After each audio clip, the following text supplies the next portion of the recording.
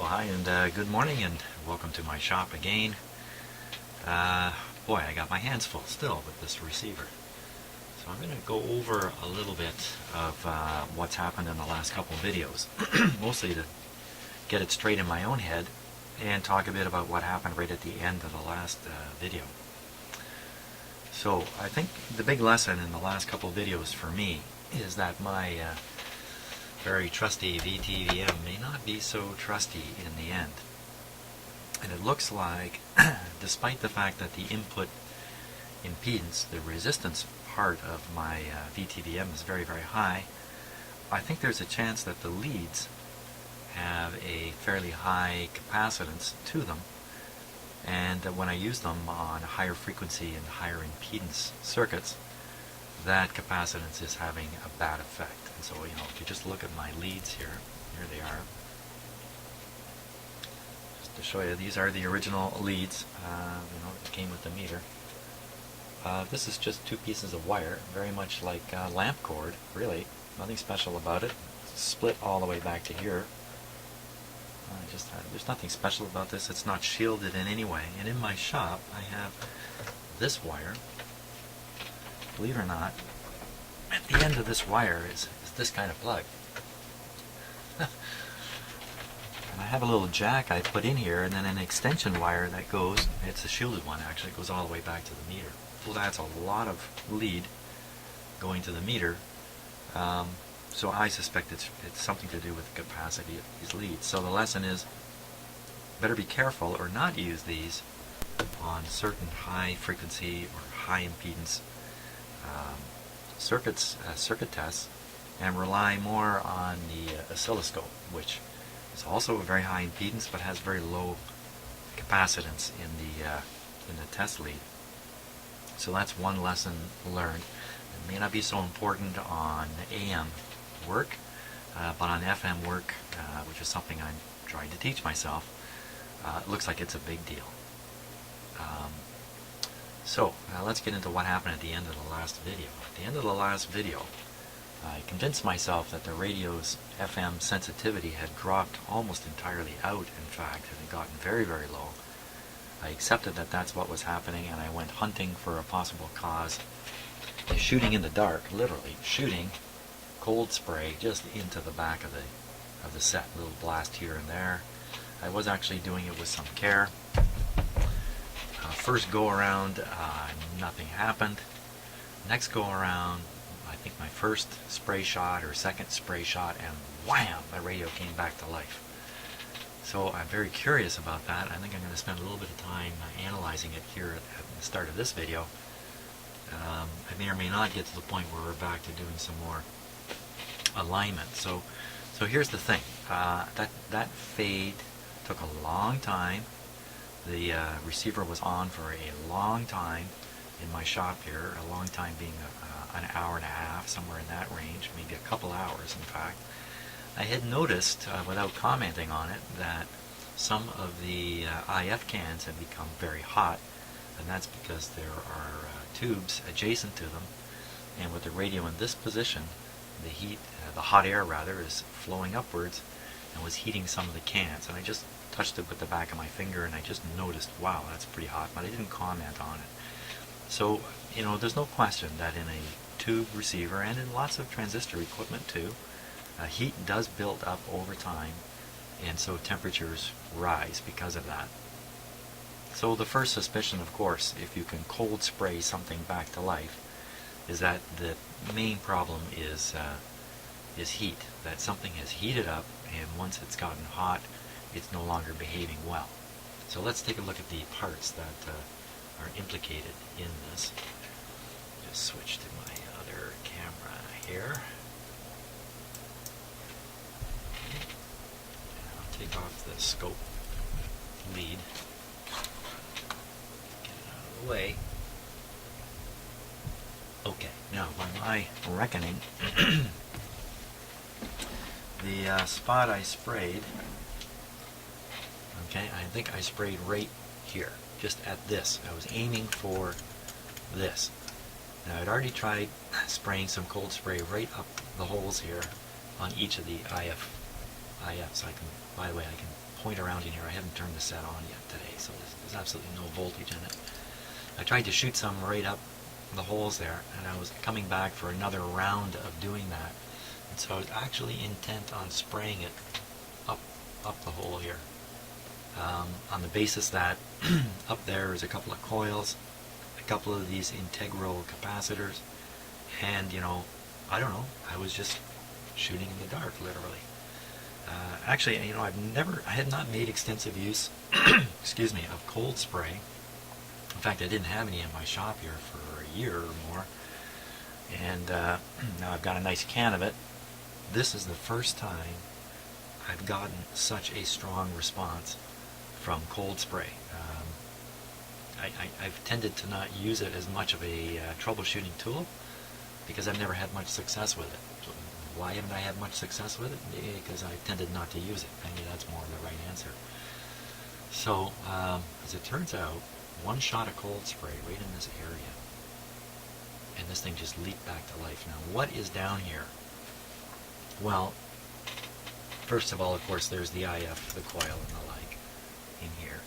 But then there's all these parts all around here. There's capacitors, resistors. Look at them, they're all over the place. And look at this thing way back here, a wax capacitor. Now, that's a little out of range for where I sprayed it. The cold effect would have been contained right in here. And my greatest suspicion is this capacitor or this resistor. Now, why this resistor? Well, look, it's a 1000 ohm resistor. And most of the 1000 ohm resistors in this set I've changed. There's one, there's a couple there. I just didn't do them all, mostly because I may not have noticed it. Now, what's that particular resistor doing that it would be potentially a bad actor?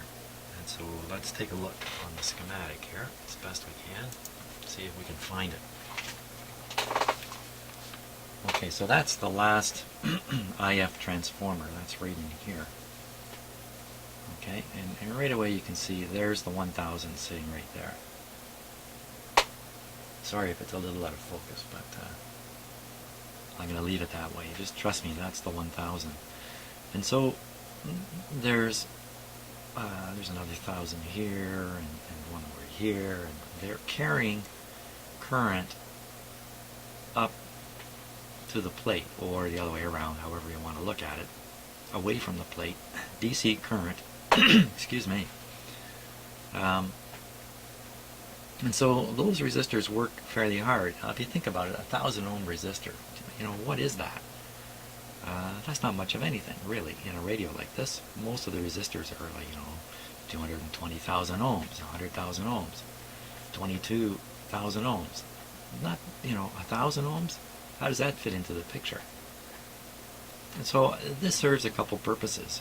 One is a test point across which you can read the voltage drop and determine the current flow into these tubes. So that's one. Another one is a bit of a fuse, and I don't know how true this is, okay, so I don't know how true anything is that we say, frankly, but if this tube should develop a serious problem, such as the grid goes way positive for some reason, and the tube current goes way, way high, okay, this resistor starts taking a beating, and it may very well open. I found these kinds of things open in some radios, and sure enough, there's a shorted capacitor up in here somewhere. Something has happened. Let's see, this particular circuit doesn't. So there's one right there. That capacitor could short, and in doing that, rather than bringing down the whole radio, it's going to burn this 1K resistor out. I think anyway. So it's a bit of a fuse, a bit of a protector, and a bit of a measurement point. Now, when I tested these thousands throughout the radio, I found them to be way off. 1500, 2000, I think, I can't remember the values, but enough that I went and changed them. And my intention, although maybe not my strong intention, was to change them all. But obviously I didn't change this one. So I'm pretty suspicious about that guy.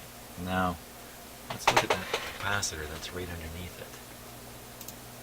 Here. And that capacitor, it appears to have nothing to do with the resistor. The capacitor I'm talking about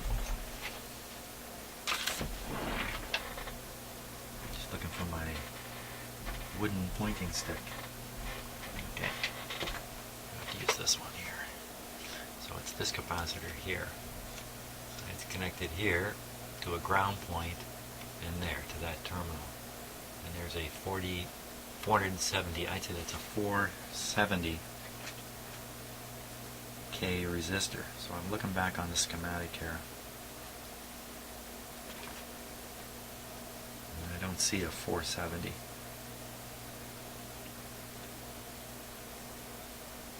Okay, I'm starting to get that unnerved feeling again. Here we go.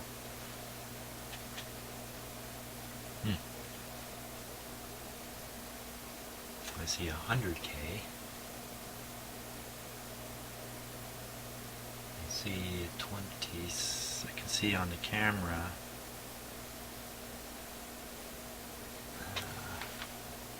This one here. What is that, white? 28K, is that what that is? 20, so I'm looking back on the schematic trying to spot a 28K. See lots of 68s, but no 28. That's definitely red there. Red, something orange.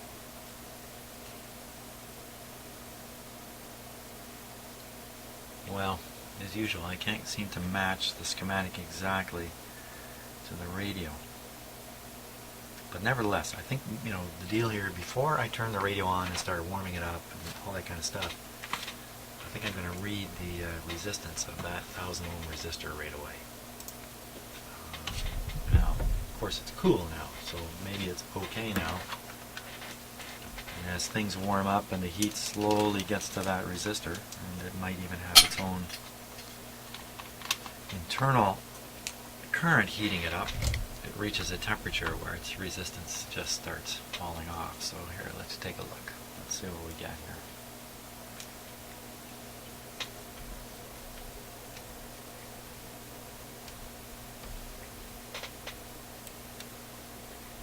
Looks like it's just about right on. 1000 ohms. Okay, let's take a look at this. I got my leads out. I might as well check a few other resistors here.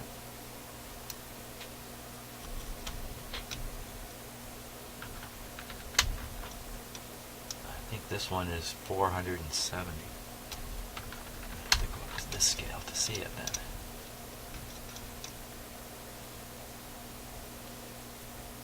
What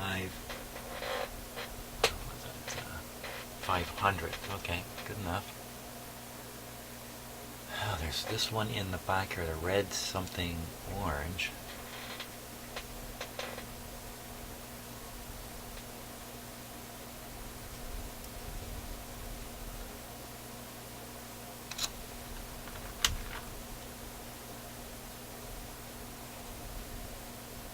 Now it's in circuit, so this reading might be completely invalid here. What's that? 13K.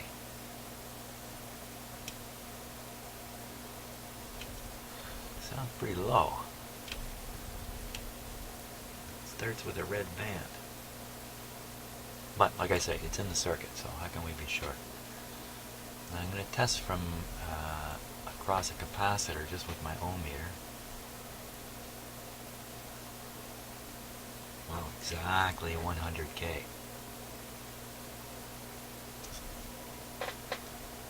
That must be that resistor in behind the capacitor. And there is a 100K resistor in that circuit right there. So there's the 100K and there's the capacitor. How's that put some... It doesn't put any weirdness on this resistor. This is another DC circuit over here. So if this capacitor were to be shorting or leaking badly, well, I'm sure it would knock out the radio signal. But so could many of the capacitors around here. So we didn't find any wild resistors. I didn't find anything really. So my next option is operate the radio and wait for the problem to show up. So maybe what I should do is turn on the radio, get it working, verify that it's sensitive again, take some voltage measurements around here, carry on doing the next alignment step, which is thoroughly complicated in itself, complicated for me anyway, and then if I start noticing the fade or at any time at all, repeat some of these voltage measurements and see if something is falling off. If I can find a DC voltage that's falling off, like the plate voltage here or here.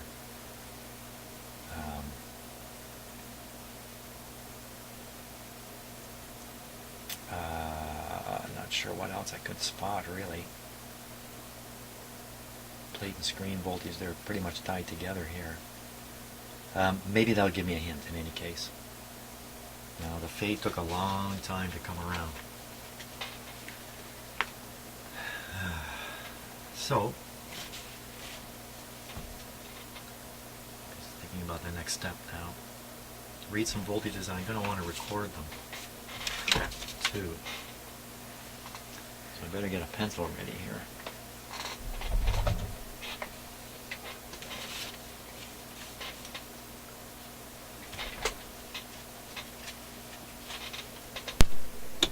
I will fearlessly use my VTVM for these measurements because I think they're all low impedance type measurements, nothing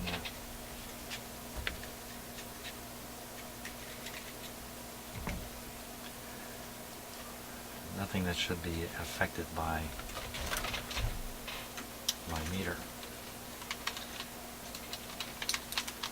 See, I was wise before when I used to just leave FM alone and not fiddle with it, because boy, I had discovered a lot of stuff about, not so much about FM circuitry, but about my test equipment having its limitations. And you know, that goes a long way. It's similar to that other experience I had where you're looking for certain displays on a scope, but you can't find them, and the reason is the thing you're testing is not working properly. So you keep looking for the proper display, you're never going to see it. The result of that is, because you keep assuming things are working properly, is an awful lot of fiddling around. I may have run into this previously with my VTVM setup and essentially not realized what was going on, because there are certainly mysterious moments in here. Now I'll be a lot more vigilant about these things. Okay, so I think we're all set to go. Meter's on, DC positive, 150 volts. The expected voltages on the plate of the tubes in question, and the plate is pin 5 on all three of these across here, is 90 volts. Oops, 90. 30 volts on the limiter. 30 volts on the plate of the limiter. Wow, that's a surprisingly low voltage for a tube. It's a 6AU6. 30. I didn't think these tubes would even work at that kind of low voltage. Good enough. Hey, another lesson learned. Wow, it's just coming at me left and right. You know, I'm going to try to fix up my camera situation here and make this a little more interesting for you. Oh, you know what? Yeah, that's what I'm going to do.